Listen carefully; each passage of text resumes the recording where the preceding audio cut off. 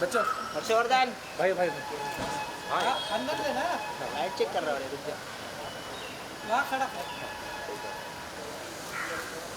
Sir Harshvardhan sir sir लुकिए हर्ष भाई यहाँ पे भाई यहाँ पे सेंटर बाबा पीछे रहो यार, पीछे रहो ना, अरे पीछे आओ पीछे आओ ना भाई, पीछे आओ यार। जाओ ना, लाइट नहीं है। बस हाँ। बस बस बस बस सही है भाई यहाँ पे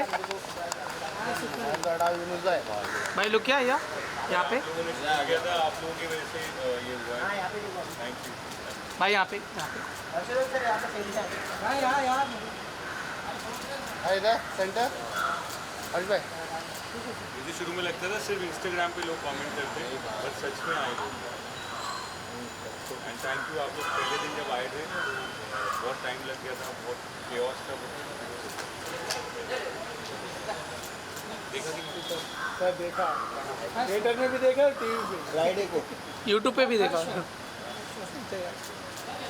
इस बार पहले से ज़्यादा बहुत ज़्यादा क्रेज था पिक्चर के लिए, वो रो रहे थे लिटरली। नए लोग भी देख रहे हैं पुराने जिन्होंने देखा हुआ नए लोग भी देख रहे हैं, काफी अभी टाइम तो कपल देख रहे हैं। ये भी अपने गर्लफ्रेंड साथ में टीम को भी जाओगे उनके साथ, फिर कोई और की thank you So hello and so good to see you sir. Thank you भाई। And many congratulations आपको री रिलीज पे जब इतना क्रेजी फैंस इतना ज़्यादा प्यार मिलता है क्या फील होता है? ये फील होता है कि ये हम सारे जितने एक्टर्स हैं, हम जितने सारे लोग ऑफिस में काम कर रहे हैं, घरों में काम कर रहे हैं, ये सब के लिए है कि अगर आपको रिज़ल्ट नहीं मिल रहा है तो कितने भी साल निकल जाए आपको फाइट करते रहना है।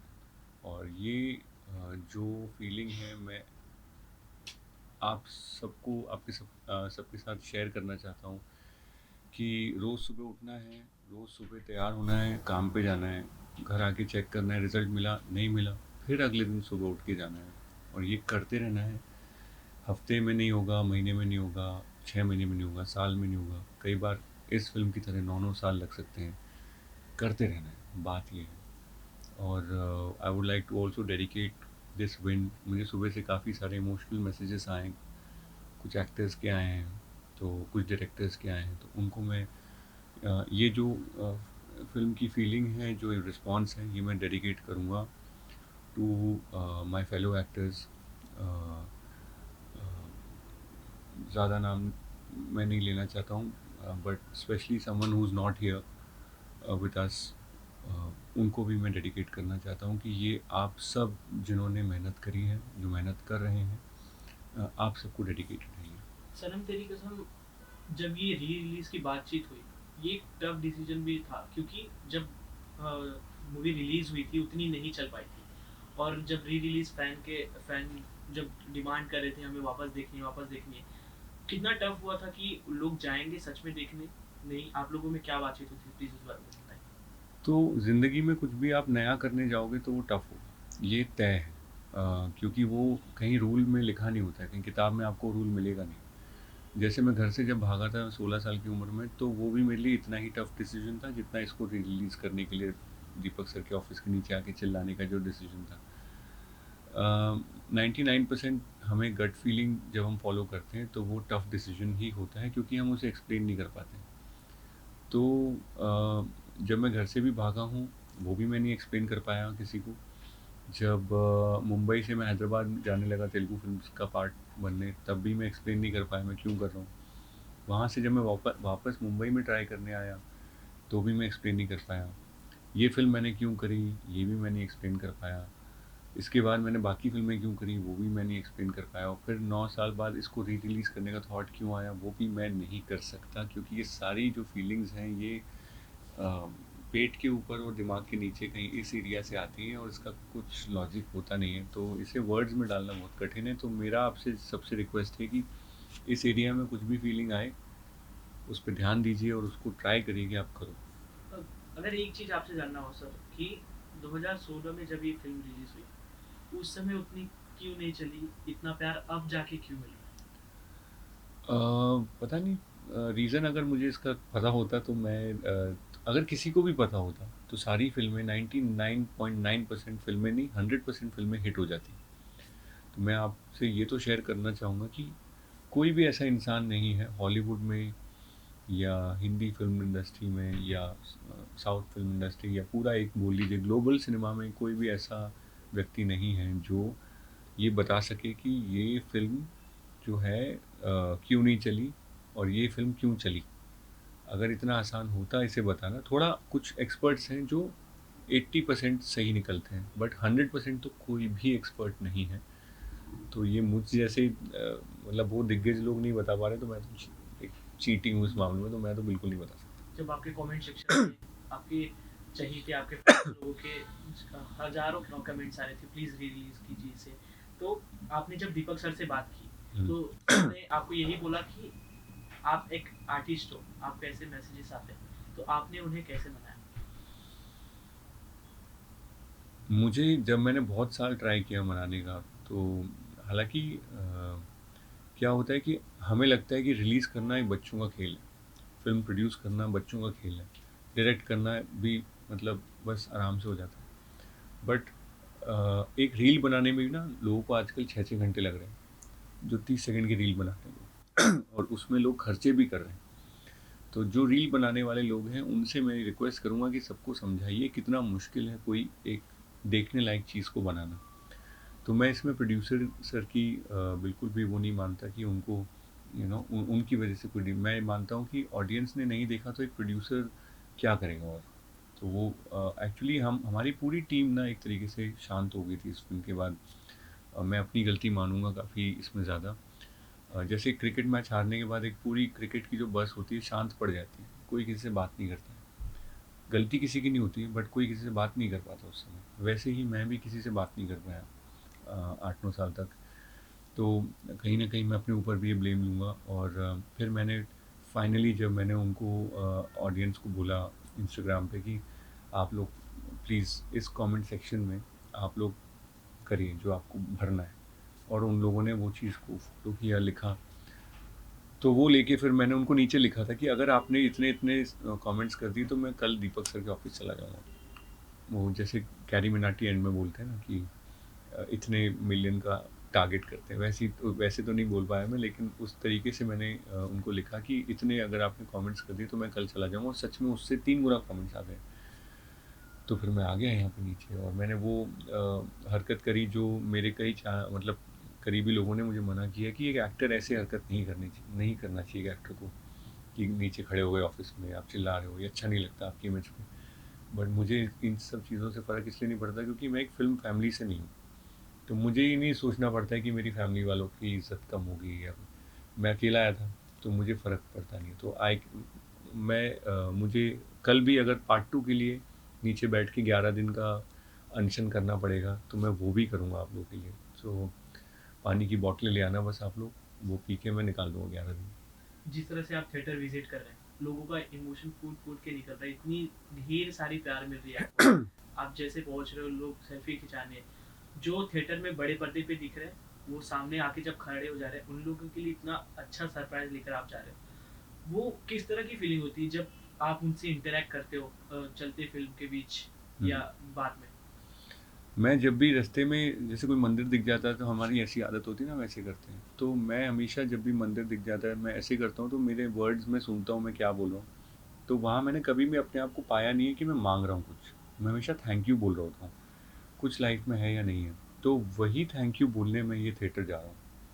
मैं ये नहीं फील करना चाह रहा हूँ कि मुझे क्या फ़ील हो रहा है, उससे मुझे मतलब नहीं है। मुझे मतलब है कि मैं जितने हाथ मिला सकूँ और उनको आँखों में देख के थैंक यू बोल सकूँ, वो चीज़ मुझे करनी है जितनी ज़्यादा हो सके। क्योंकि उन लोगों ने ही किया है, उन लोगों ने ही इसको 9 साल तक प्यार देते रहे और आज इन्होंने सिर्फ कमेंट्स में ही प्यार नहीं दिखाया। क्योंकि कई साल तक मुझे लगता था कि ये प्यार सिर्फ कमेंट्स में है। जब आप जेब में से पैसे निकाल के टिकट खरीदते हैं तो वो फिल्म की दुनिया में वो चीज़ फिर मैटर करती है। क्योंकि कमेंट्स से फिल्म नहीं बन सकती, फिल्म बनती है टिकट सेल से, जो मैं इतने साल से बोल रहा था। और फाइनली सब लोगों ने उस चीज़ को एक्चुअली प्रूव किया। इस री रिलीज के दौरान आपकी 9 साल पुरानी कौन सी फ्लैशबैक है जो आपको वापस आपके दिमाग में आने लगी, यादें ताज़ा होने लगी? यही कि मैं 9 साल 10 साल पहले अपने डायरेक्टर्स के ऑफिस में इस फिल्म को पाने के लिए ऑलमोस्ट भीख मांग रहा हूँ, वो मुझे याद आ रहा था। और फिर उनका मुझे मना कर देना क्योंकि ऑलरेडी किसी और की कास्टिंग हो चुकी थी, ये मुझे याद आ रहा था। फिर उन्होंने कहा आप टाइम वेस्ट कर रहे हो हमारे यहाँ, प्लीज़ जाइए यहाँ से। तो फिर मेरा उनसे और ज़्यादा रिक्वेस्ट, प्लीड करना, मतलब ऑलमोस्ट गिर के, कि प्लीज़ मेरा ऑडिशन देख लीजिए, ये सब याद आ रहा था। फिर उन्होंने कहा किसी को, अपने एडी को, रवि जी करके एक असिस्टेंट थे, उनको बोला ले इसका ऑडिशन यार, इसको हटाया। तो मैंने कहा बस मेरा वर्जन देख लीजिए इंदर का, क्योंकि जिस हिसाब से मैंने उसको देखा है, समझा है, मैं वो दिखाना चाहता हूँ आप लोगों को। तो उन्होंने ऑडिशन देखा, फिर रवि जी लेके गए, ऑडिशन दिखाया, और वो 1 घंटे बाद आए, उन्होंने कहा फिर से करके दिखाओ। तो मैंने फिर से करके दिखाया वो सब।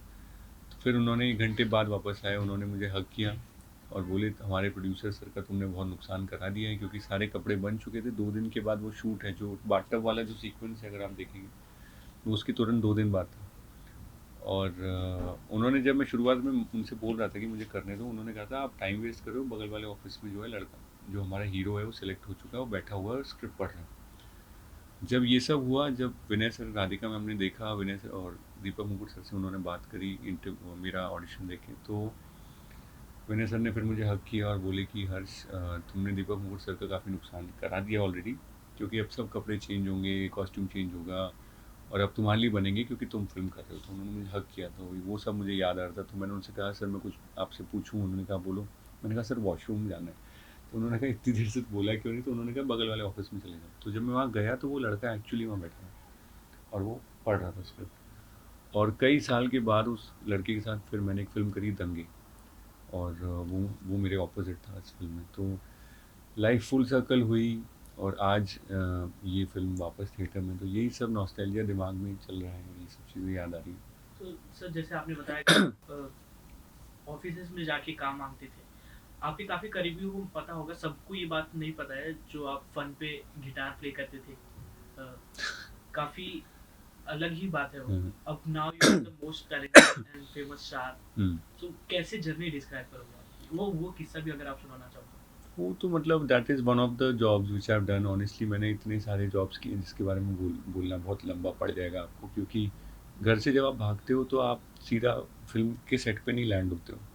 सबसे पहले आपको 2-3 घंटे बाद भूख लगना शुरू हो जाती है घर से भागने के बाद। फिर आपका दिमाग चलता है पैसे कितने। तो मेरे जेब में 200 थे, 75 की टिकट खरीद ली थी, 125 बाकी थे। वो तो खर्च हो जाते हैं आधे दिन में खाना वाना खाने में, और उसके बाद फिर आपको लगता है कहीं से कुछ जॉब की जुगाड़ करी जाए। तो फिर वो जॉब की जुगाड़ मैंने फिर एसटीडी बूथ में रजिस्टर मेंटेन करना शुरू किया। फिर मेरी हैंडराइटिंग थोड़ी ठीक है, तो फिर मैंने वो साइबर कैफ़े में शुरू किया। एसटीडी बूथ में मुझे 10 रुपये मिलता था पर डे, साइबर कैफ़े में 20 रुपये पर डे मिलता था। तो कम से कम एक मील में वहाँ पे जो है कमा पा रहा था। वहाँ से फिर मैं डिलीवरी बॉय बना, किसी की बाइक लेके और सामान डिलीवर करना, वो सब किया। फिर मैं एक डीजे का बैग उठाता था। वो डीजे नितेश और डीजे रिक्कू, ये लोग अभी भी कोई उसमें से सुन रहे हो तो उनका मैं बैग उठाता था, उनका असिस्टेंट था। तो मैं बैग रखता था, कंसोल को साफ़ करता था, फिर वो लोग आते थे, फिर मैं चला जाता था। तो वो भी मेरा एक काम था। तो ऐसे तो मैंने बहुत सारे और जॉब किए हैं, लेकिन वही मैं आप सबके साथ ये बोलना चाह रहा हूँ कि रिज़ल्ट नहीं मिलेगा आपको रोज़ रोज़, तो बिल्कुल नहीं मिलेगा। कई बार हफ्तों, महीनों, सालों तक नहीं मिलेगा। रोज़ आपको उठ के तैयार होना है और अच्छे से अपना काम करना है और चुपचाप शांति से सोना है। अगले दिन फिर उठ के आपको पूरा काम करना है, फिर चुपचाप शांति से सोना है। जब आपके 10,000 आवर्स पूरे हो जाएंगे, एक रूल है कि 10,000 घंटे जब आपकी किसी भी शिद्दत में पूरे हो जाते हैं, तो वो आपकी मनोकामना जो है पूरी हो जाती है। मेरे 10,000 घंटे 2 बार हो गए तो पहली बार में तो मुझे फिल्म मिली, फिर मैंने 10,000 घंटे और सोचा इस बारे में और इसकी तरफ काम किया। तो 10,000 आवर्स का एक रूल होता है जिसको मैं फॉलो करता हूँ, और इस एक्सपीरियंस के बाद मैं और 10,000 घंटे के लिए तैयार हूँ कि मेरी और भी अगर स्ट्रगल रहेगी मैं वो भी करूँगा। तो इतना प्यार, इतना क्रेजीनेस देखने के बाद, so what is the success for Harshvardhan Rane?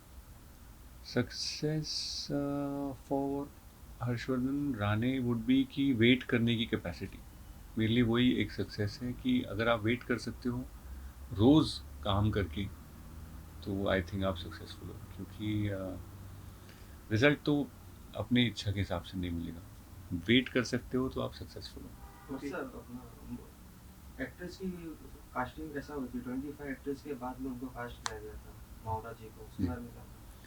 25 तो नहीं, आई थिंक ज़्यादा, मेरे ख्याल से 200 से ऊपर लोगों की उन्होंने ऑडिशन लिया था। और वो भी कम है कि उनको 200 में ही मिल गई मावरा, बड़ी बात है, क्योंकि जो मावरा ने इस फिल्म के लिए किया है वो इम्पॉसिबल है। फैंस बोल रहे कि मावरा जैसा कोई एक्टिंग नहीं कर पाएगा उससे, अगर वो नहीं होते तो इतना मूवी हिट नहीं। हाँ बिल्कुल सही बात है। और मावरा कैसा रहता है कि जब घर में खाना बनता है ना, तो ये बोलना कि मम्मी नहीं होती तो खाना नहीं बनता है गलत है, क्योंकि अगर पापा नहीं होते तो सब्ज़ी कौन लाता।